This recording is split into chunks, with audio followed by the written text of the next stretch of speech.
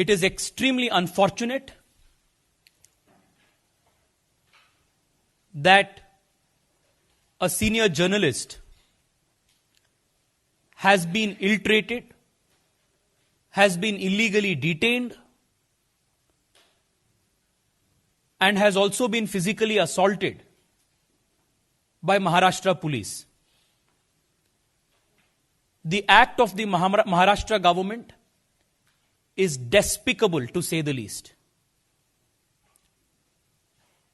The Yuva Morcha, in strong condemnation of this act, had called for a protest not only in Maharashtra but in different parts of the country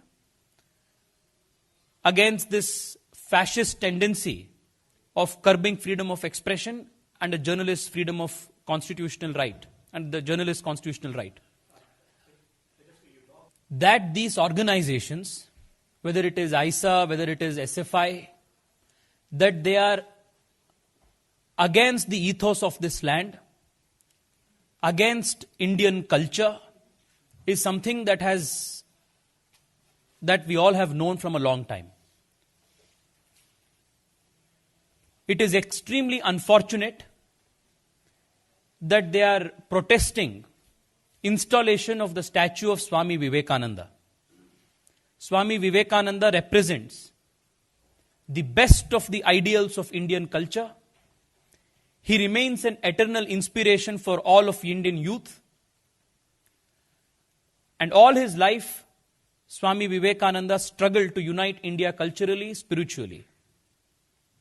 Only those people who have hatred towards India and hatred towards India's indigenous culture can oppose Swami Vivekananda statue installation. It is no surprise that SFI and JNU have absolute and utter contempt for everything Indian, and therefore they oppose the installation of Swami Vivekananda statue.